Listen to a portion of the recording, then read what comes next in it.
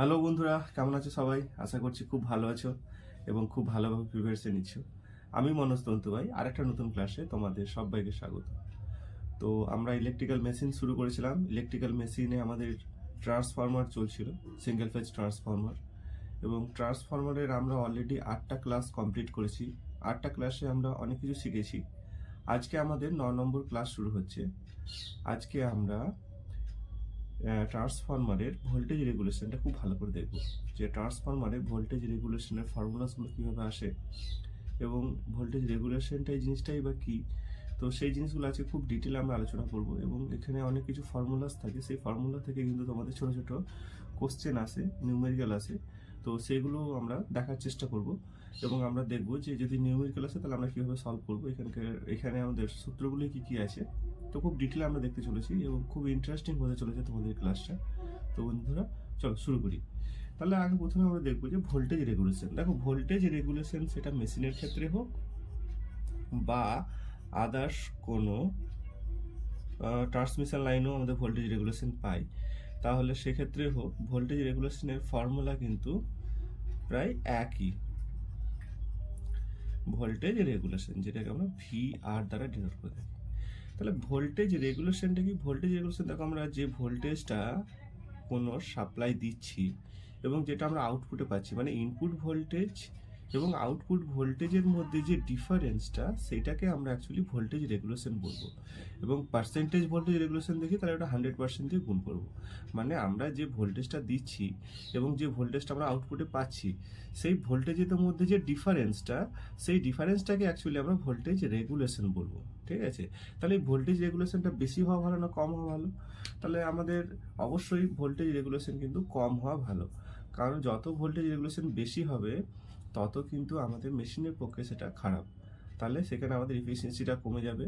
হ্যাঁ, তাহলে ওভারঅল আমাদের লসেসটা বেড়ে যাবে। তাই সবসময় আমরা চেষ্টা করবো যে ভোল্টেজ রেগুলেশন যেন মিনিমাম থেকে মিনিমাম হয়, মানে আমাদের ভোল্টেজ ফ্লাকচুয়েশনটা যেন কম হয়। তাই ভোল্টেজ রেগুলেশনের মান কিন্তু সবসময় আমাদের কম হওয়া দরকার, তাই না? তাহলে ভোল্টেজ রেগুলেশন, তাহলে আমরা যদি সিম্পল একটা ডেফিনেশন দেখে নিই, তাহলে ডেফিনেশনে আমরা বলতেই পারি যে voltage regulation it is difference between no load voltage to the full load voltage with respect to the full load voltage। ঠিক আছে? অ্যাকচুয়ালি ভেরিয়েশন অফ ভোল্টেজ আর টার্মিনাল, তাহলে টার্মিনালের মধ্যে যে ভোল্টেজ ভেরিয়েশনটা হচ্ছে তাকেই কিন্তু আমরা ভোল্টেজ রেগুলেশন বলবো। তাহলে যদি আমরা দেখে নিই শর্টকাট ফর্মে, যদি আমরা দেখে নিই তাহলে আমরা বলবো যে এটা নো লোড ভোল্টেজ, তাই তো? তাহলে এটা আমরা বলবো no load voltage V N L. ঠিক আছে? তাহলে এটা হচ্ছে no load voltage minus full load voltage মানে F L by full load voltage, এবং এটা পার্সেন্টেজ করলে এটা ইন্টু 100% হয়ে যাবে। ঠিক আছে? তাহলে এটাকে যদি আমরা দেখে নিই তাহলে এখানে আমরা এটা কীভাবে দেখবো, দেখো আমরা অ্যাপ্রক্সিমেট ইকুইভ্যালেন্ট সার্কিটটা খুব ভালো করে দেখেছিলাম। সেই অ্যাপ্রক্সিমেট ইকুইভ্যালেন্ট সার্কিটটা যেটা ফাইনালটা যে দেখেছিলাম সেটা কীরকম ছিল? সেখানে দেখো একটা রেজিস্ট্যান্স ছিল, একটা রিয়াক্ট্যান্স ছিল, তাই না? এখান থেকে আমরা সাপ্লাই ভোল্টেজ V1 দিয়েছিলাম,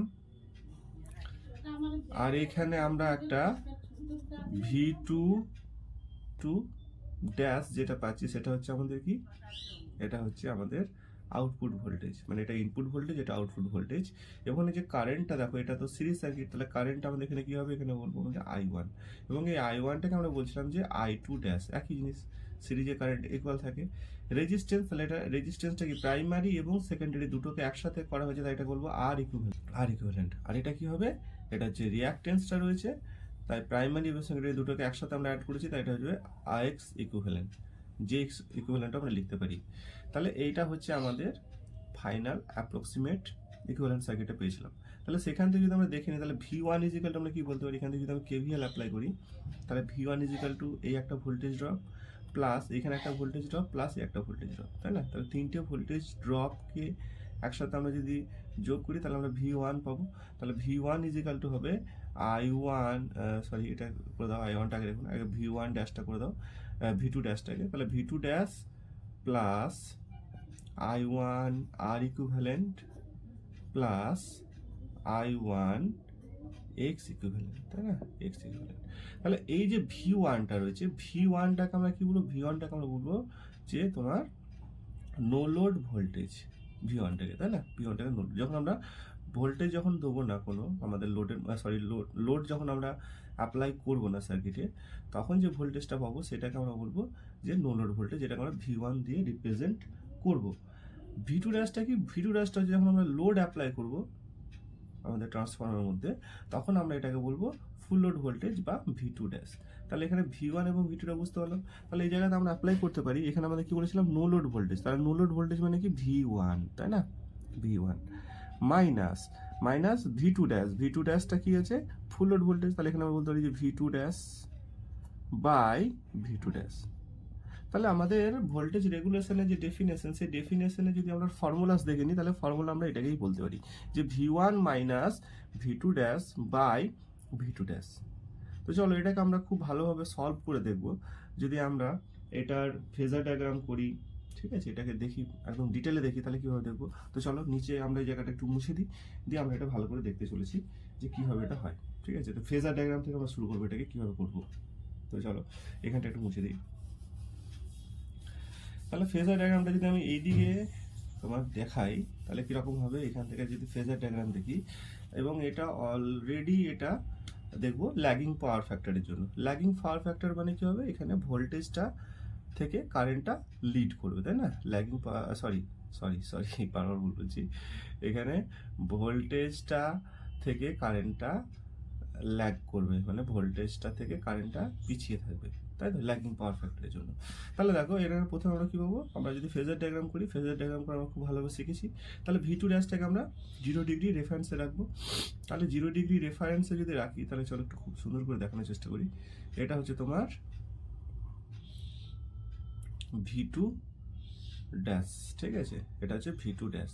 তাহলে ভি টু ড্যাশটা কী করেছি? আমরা 0 ডিগ্রি রেফারেন্সে রেখেছি। এবং এখান থেকে আমরা আই ওয়ান, আর আই ওয়ানটা মানে হচ্ছে আই টু ড্যাশ, আমরা একটু আগে দেখছিলাম। তাহলে আই ওয়ানটা আমরা কী হবে? ভোল্টেজের থেকে ল্যাগ করবে, যেহেতু এটা ল্যাগিং পাওয়ার ফ্যাক্টরের জন্য দেখছি, বা ল্যাগিংয়ের জন্য দেখছি। তাহলে এটা আমরা ল্যাগ করছে কোনটা? ল্যাগ করবে কারেন্টটা, ল্যাগ করবে ভোল্টেজের থেকে, ঠিক আছে? এটা হবে তোমার আই ওয়ান, বা এটাকে আমরা বলতে পারি যে আই টু ড্যাশ। ওকে, তাহলে আই টু ড্যাশ হয়ে গেল। তাহলে আমরা বলতে পারি যে আই ওয়ান আর ইকুইভ্যালেন্ট করতে হবে আর ওয়ান, আই ওয়ান আর ইকুইভ্যালেন্টটা হবে আই ওয়ানের প্যারালালে ভি টু ড্যাশের মাথা থেকে বেরোবে। তাহলে আমি জাস্ট এটাকে একটুখানি দেখে পিছিয়ে দিচ্ছি, এটাকে লেখাটা, এটা হচ্ছে তোমার ভি টু ড্যাশ। তাহলে এইখান থেকে আই ওয়ানের প্যারালাল থেকে বেরোবে, ভি টু ড্যাশের মাথা থেকে বেরোবে, এর প্যারালালে বেরোলো। এটা কি? এটাকে আমরা বলতে পারি যে এটা হচ্ছে আই ওয়ান আর ইকুইভ্যালেন্ট। তাহলে ভি টু ড্যাশ পেয়েছি, আই ওয়ান আর ইকুইভ্যালেন্ট পেয়েছি। এরপর আমরা কি দেখবো? আমরা দেখবো আই ওয়ান এক্স ইকুইভ্যালেন্ট। তাহলে আই ওয়ান এক্স ইকুইভ্যালেন্টে কী হবে? আই ওয়ান থেকে 90 ডিগ্রি অ্যাঙ্গেলে লিড করবে। তাহলে আই ওয়ানটা তার থেকে 90 ডিগ্রি অ্যাঙ্গেলে কী করবে? লিড করবে। তাহলে এদিকে একটা আমরা দেখিয়ে দেবো যে এইরকমভাবে এই লাইনটা এদিক থেকে আসবে, যেটাকে আমরা বলবো এটা হচ্ছে আই ওয়ান এক্স ইকুইভ্যালেন্ট, ঠিক আছে? তাহলে আমরা দেখো ভি টু ড্যাশ পেয়েছি, আই ওয়ান আর ইকুইভ্যালেন্ট পেয়েছি, আই ওয়ান এক্স ইকুইভ্যালেন্ট পেয়েছি। তাহলে আমরা যদি এর রেজাল্টেন্টটা দেখে নিই, রেজাল্টেন্টটা কোথা থেকে শুরু হবে? এখান থেকে শুরু হবে। তাহলে রেজাল্টেন্টটাই তো ভি ওয়ান, তাই না? তাহলে এদের রেজাল্টেন্টে যেটা পাবো,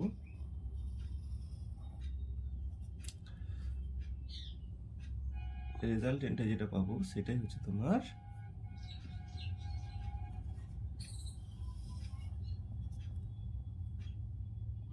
আর ওয়ান, এটা হচ্ছে আই ওয়ান এক্স ইকুইভ্যালেন্ট। এটা হবে তোমার, এটা এবার মুছে দিয়ে, এটা লেখা থাকার দরকার নেই, লিখে রাখার। চলো এখানে অনেক কিছু আসবে এবারে। তাহলে এটা হবে তোমার ভি ওয়ান, ঠিক আছে? এটা হচ্ছে তোমার ভি ওয়ান। ভি ওয়ান পেয়ে গেছি আমরা।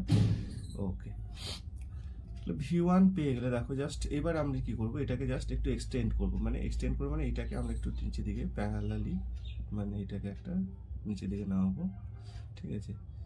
এইটাকে একটা অ্যাড করব। ওকে, এইটাকে আমরা উপর দিকে প্যারালালি তুলে দেবো, এটার সাথে এটা প্যারালাল করবো, প্যারালাল তুলে দেবো, ঠিক আছে?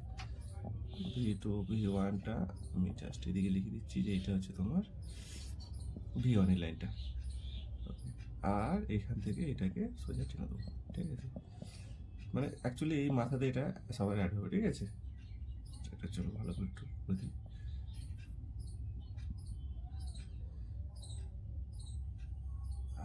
ওকে, তাহলে আর এইটাকে আমি সোজা এক্সটেন্ড করে দেবো এই পর্যন্ত। তাহলে প্রথমে আমি নামগুলো দিয়ে দিই। এটাকে ধরে নাম দিলাম 0, এটার নাম দিলাম A, এই পয়েন্টটার নাম দিলাম B, এই পয়েন্টটার নাম দিলাম C, এই পয়েন্টটার নাম দিলাম D, এই পয়েন্টটার নাম দিলাম E, এটা F, এটা G।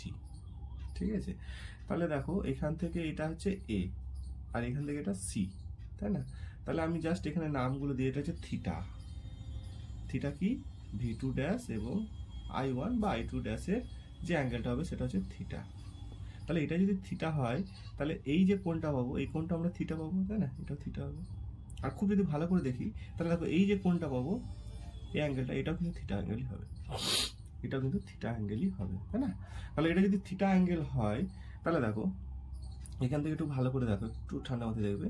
তাহলে এখান থেকে দেখো এই যে লাইনটা রয়েছে এটা কি? এটা হচ্ছে তোমার অ্যাঙ্গেলটা যার সাথে থাকবে সেটাকে আমরা কস দিয়ে এটাকে গুণ করতে পারি, মানে এটা, তাই না? এটা হচ্ছে R1, আর ইকুইভ্যালেন্ট কস থিটা হবে। আর এইদিকে যেটা থাকতো একটা যদি আমরা দেখতাম তাহলে এটা হতো সাইন, তাই না? থিটার সাথে যে থাকে তাহলে সেটা কস থাকে। তাহলে দেখো এখানে এ বি যে লাইনটা হচ্ছে, এ বি লাইনটা হবে তোমার, যেহেতু থিটা অ্যাঙ্গেলের সাথে আছে তাই এইটাকে আমরা বলবো যে, আমি নিচে লিখে দিচ্ছি এটাকে, A B is equal to কি হবে?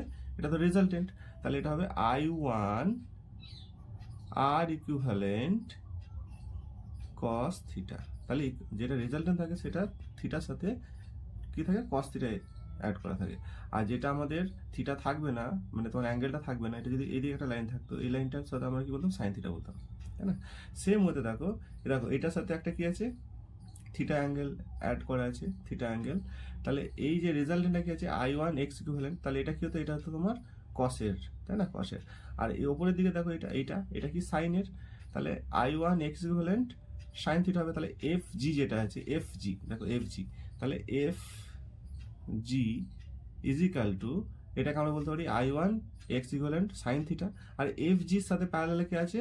বিসি, তাহলে F G is equal to BC লিখতে পারি, বিসি লিখতে পারি। আর বিসি ইজ ইকাল টু কি হবে? I1 X equivalent sine theta. ঠিক আছে, সাইন থিটা হলো। তাহলে এটুকু ক্লিয়ার হলো। তাহলে আমরা দেখো এইখান থেকে এটা যেটা পেয়েছি সেটা হলো এ থেকে বি পর্যন্ত যেটা পেলাম সেটা হচ্ছে I1 R equivalent cos theta. আর বি থেকে সি যেটা পেলাম সেটা কি পেলাম? I1 X equivalent sine theta. কীভাবে পেলাম? দেখো খুব ইজিলি বুঝতে পারলাম এটা। এবার দেখো আমরা যদি দেখে নিই যে তোমার এই যে ও সি এবং ও জি, ঠিক আছে, এদের মধ্যে যে অ্যাঙ্গেলটা হবে সেই অ্যাঙ্গেলটাকে আমরা বললাম, ধরে নিলাম যে ডেল, ডেল। কিন্তু এই ডেলের মান খুবই নেগলিজেবল হয়, ঠিক আছে? আমি ধরে নিলাম যে ডেলটা হয় তোমার মিনিমাম, মিনিমাম এটাকে ধরে নাও একদম নেগলিজেবল, মিনিমাম। তাহলে মিনিমাম যদি হয় তাহলে আমি বলতেই পারি যে এখানে O G is equal to O C, তাই না? ও সি মানে দেখো আর একটু ভালো করে বলে দিই, যদি ধরো আমরা দেখে নিই, দেখো থিটা অ্যাঙ্গেলটা কার সাথে আছে? দেখো এটার সাথে ও সি এর সাথে আছে, ঠিক আছে? ও সি এর সাথে থিটা অ্যাঙ্গেলটা আছে, মানে হ্যাঁ, মানে ও সি আর এদিকে দেখো ও জি। তাহলে আমরা এটা O G is equal to বলতে পারি equal to V1, O C is equal to বলতে পারি যে V1 সাইন, সরি কস ডেল, তাই না? এটা হচ্ছে V1 কস ডেল, কস ডেল। আর ডেলের মান যদি তোমার একদম কম হয়, ন্যূনতম হয়, তাহলে কসের কি? কস জিরোর মান কি? 1 হয়। আর কস জিরোর কাছাকাছি যদি হয় তাহলে এটা 1ই ধরলাম, তাহলে এটা O C is equal to V1 হয়ে যাবে। আর V1 মানে কি বলেছি? V1 মানে আমাদের কি হবে? ও জি। তাহলে এটা হয়ে যাবে তোমার ও জি। তো সেই জন্য আমি বলছি যে এটা O C is equal to ও জি হবে, ও সি ইজ ইকাল টু ও জি। ওকে, তাহলে ও সি ইজ ইকাল টু আমরা ও জি এখানে বলতে পারি ডেলের মানটা যদি খুব কম হয় তো। ঠিক আছে, চলো এবার আমরা ফর্মুলাসগুলো একটু ভালো করে দেখে নিই। তাহলে ফর্মুলাতে আমি কি দেখেছিলাম? দেখো ভোল্টেজ রেগুলেশন, ওপরেই লেখা আছে voltage regulation is equal to no load voltage by minus full load voltage by full load voltage. তাহলে এখানে দেখো ভোল্টেজ রেগুলেশন, ওই ফর্মুলাটাকে অ্যাপ্লাই করবো। তাহলে V1 minus V2 dash by V2 dash. তাহলে V1টা কোনটা? V1টা হচ্ছে নো লোড ভোল্টেজ।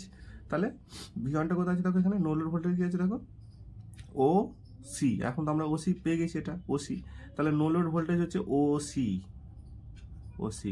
কারণ দেখো আমরা ওজি ইজিক্যাল টু ওসি পেয়েছি, তাই তো? তাহলে আমরা ভি ওয়ানটা ইজিক্যাল টু লিখতে পারি যে ওসি, তাহলে OC OC minus V one dash, V one ড্যাশটা কি আছে দেখো ও থেকে এ পর্যন্ত আছে ভি ওয়ান ড্যাশটা, তাহলে ও এ, এটা কি ও এটা কি বলেছি ফুল লোড ভোল্টেজ, তাহলে no load voltage minus full load voltage by full load voltage মানে আবার ও এ হবে, ও এ, ঠিক আছে?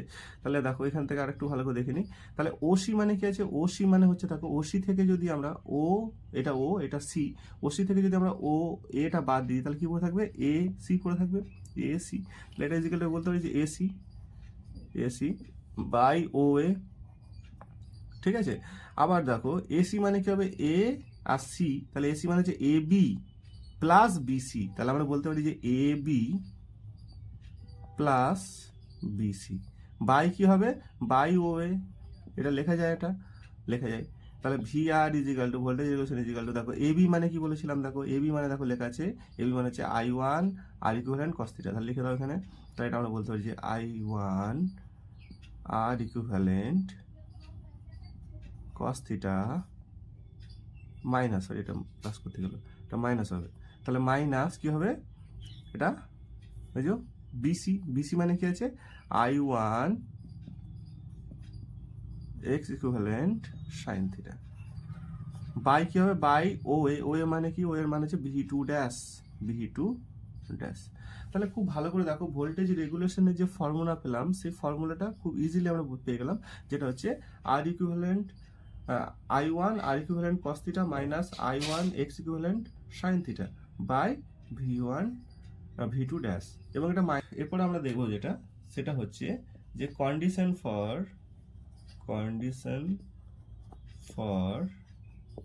Zero voltage regulation, zero voltage regulation, তাহলে জিরো ভোল্টেজ রেগুলেশনের জন্য কন্ডিশনটা কি হবে?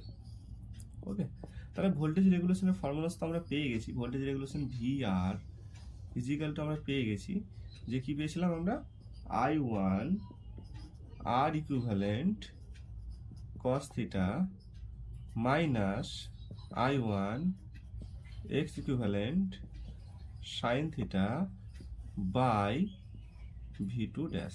এবার বলছি ভোল্টেজ রেগুলেশনটা যদি জিরো হয়ে যায় তাহলে এই যে ভোল্টেজ রেগুলেশনটা কি হয়ে যাবে জিরো হয়ে যাবে, তাহলে জিরো হয়ে গেলে তোমার এখানে কন্ডিশনটা কি হবে, তাহলে যদি জিরো হয়ে যায় তাহলে ভি টুটা কি ভাজিত আছে এদিকে গেলে আবার জিরো হয়ে যাবে, তাহলে আমরা এটা বলতে পারি যে I one R equivalent cos theta, আর এটা মাইনাস ওয়ান এদিকে চলে গেলে প্লাস হয়ে যাবে, তাহলে এটা হবে আই ওয়ান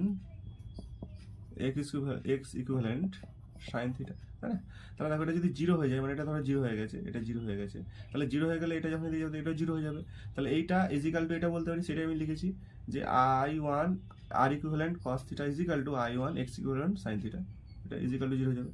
দেখো আই ওয়ান আমরা কাটতে পারি, ওকে, তাহলে আমরা বলতে পারি যে sine theta by cos theta, sine by cos, তাহলে কি হবে sine theta by cos theta ইজিক্যালটা আমরা কি বলতে পারি, তাহলে সাইন থিটা দিকে চলে গেল, তাহলে এটা আমরা বলতে পারি যে আর ইকুইভ্যালেন্ট বাই এক্স ইকুইভ্যালেন্ট, এটা করা যায়, ওকে, তাহলে সাইন বাই কস মানে কি ট্যান থিটা, তাহলে ট্যান থিটা ইজিক্যাল টু হয়ে যাবে তোমার কি আর ইকুইভ্যালেন্ট বাই এক্স ইকুইভ্যালেন্ট।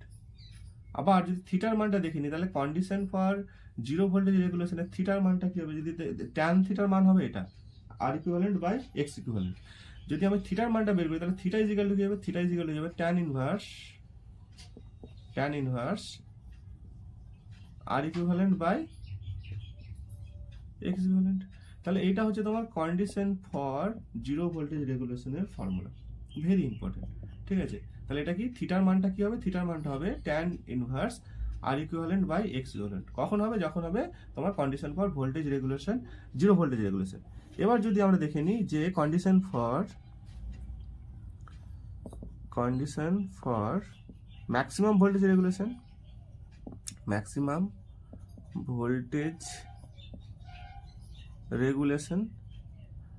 তাহলে ম্যাক্সিমাম ভোল্টেজ রেগুলেশনের ক্ষেত্রে জাস্ট অত কষ্ট করার কোনো দরকার নেই, থিটার মানটা হবে থিটা ইজিক্যাল টু লিখবে ট্যান ইনভার্স, জাস্ট রিভার্স করে দেবে, এক্স ইকুইভ্যালেন্ট উপরে চলে যাবে আর ইকুইভ্যালেন্টটা নিচে চলে আসবে। ঠিক আছে, তাহলে এক্স ইকুইভ্যালেন্টটা কি হবে, উপরে চলে যাবে, আর আর ইকুইভ্যালেন্টটা উপরে নিচে চলে আসবে। তাহলে হয়ে যাবে তোমার এটা condition for maximum voltage regulation. ঠিক আছে, তো এই হচ্ছে তোমার তোমার ভোল্টেজ রেগুলেশন। আমি টোটাল ভোল্টেজ রেগুলেশনটা খুব সুন্দর করে তোমাদেরকে এক্সপ্লেন করেছি। আশা করছি তোমরা খুব ভালো করে বুঝতে পেরেছো। এবং এখান থেকে দেখো ফর্মুলা, ডাইরেক্ট ফর্মুলা আসে, এখান থেকে নিউমেরিক্যাল আসে, ডাইরেক্ট বলে দেয় যে কন্ডিশন ফর ম্যাক্সিমাম ভোল্টেজ রেগুলেশনের ফর্মুলাসটা কী হবে, মান দিয়ে দেবে, থিটার মানটা বের করতে বলবে, খুব ইজিলি এটা বের করা যায়। হ্যাঁ, ঠিক আছে, তো তোমরা খুব যদি ভালো করে দেখে থাকো এই ক্লাসগুলোকে, তাহলে তোমাদের কিন্তু এই জিনিসগুলো বের করতে খুব একটা অসুবিধা হবে না, তাই তো। তো বন্ধুরা, আজ এই পর্যন্ত থাকলো। তোমরা খুব ভালোভাবে প্রিপারেশন নাও, ভালো থেকো, সুস্থ থেকো।